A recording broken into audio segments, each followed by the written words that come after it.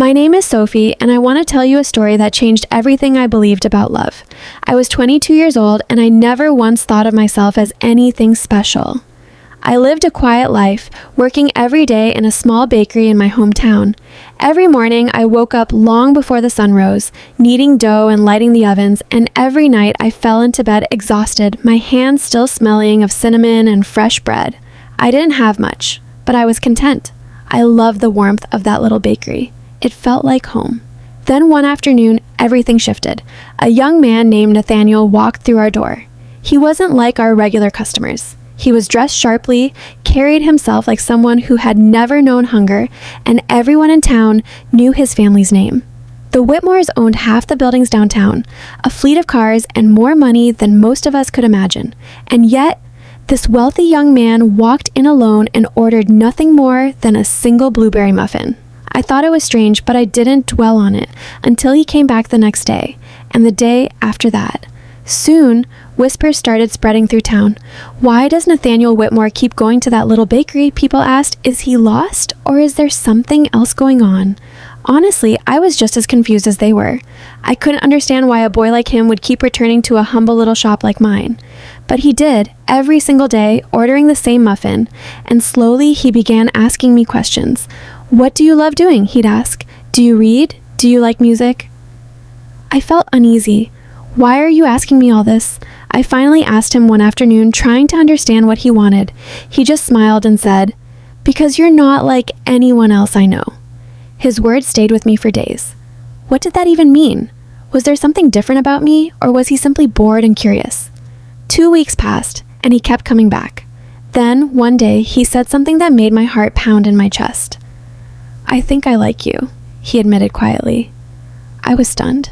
I was poor. He was rich. Was he joking, or did he actually mean it?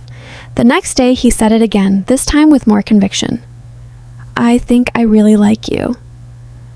My heart was a mess of confusion. Could someone like Nathaniel, a boy from one of the wealthiest families in the state, actually fall for someone like me?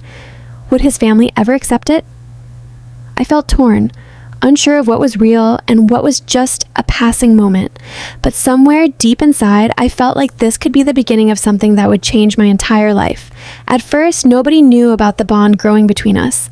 We talked in secret, sharing quiet laughter and stolen moments. It felt like our own little secret world. But secrets, as they always do, don't stay hidden forever.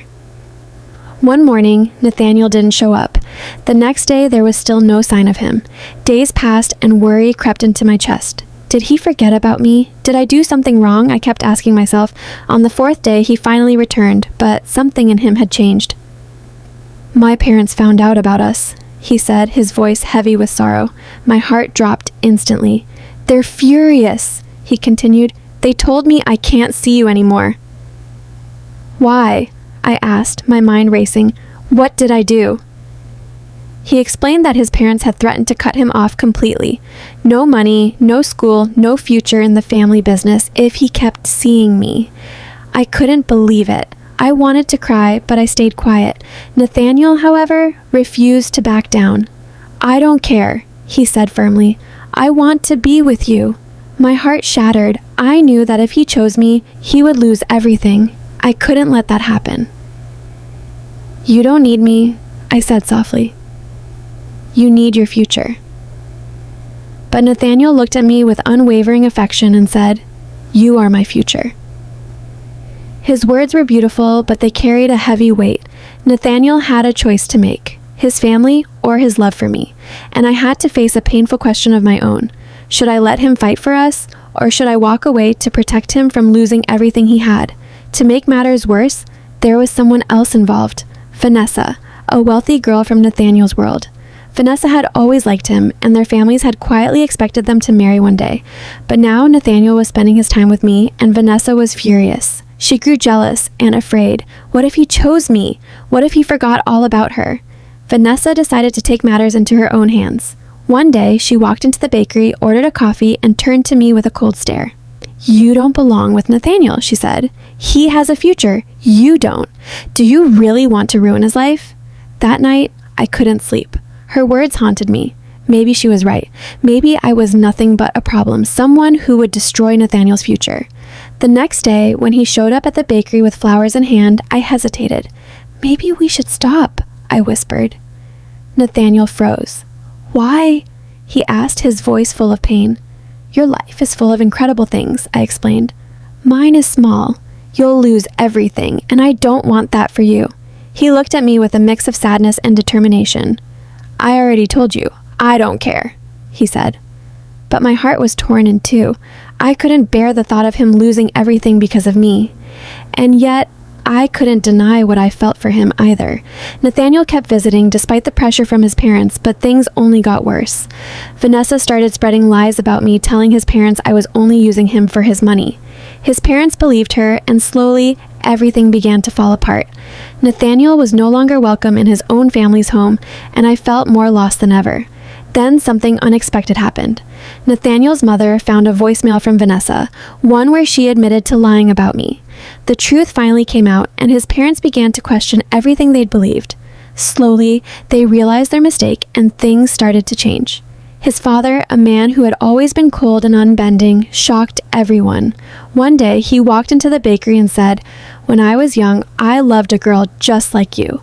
My father wouldn't let me marry her, and I've regretted it every day since. I won't make the same mistake with my son."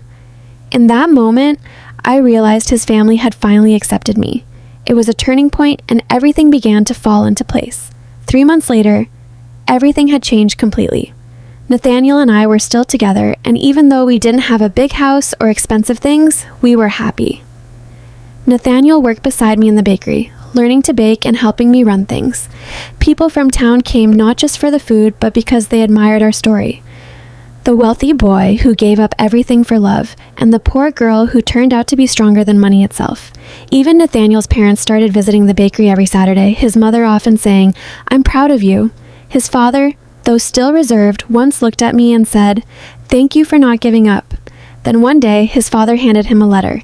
Inside was a small piece of paper with a single sentence written on it. "The family business is yours, if you still want it." Nathaniel looked at me, unsure of what to do. I smiled at him and said, "You don't have to choose. Now you have both, a new future and me." Nathaniel smiled back. "No," he said, "we have a new future." We both looked around the bakery at the customers, the smells, the warmth, and we knew that love had won. Not because it was easy, but because we chose each other every single day. In the end, Nathaniel and I proved that love was never about money or status. It was about choosing each other even when it's hard and standing by one another through the hardest moments life can bring.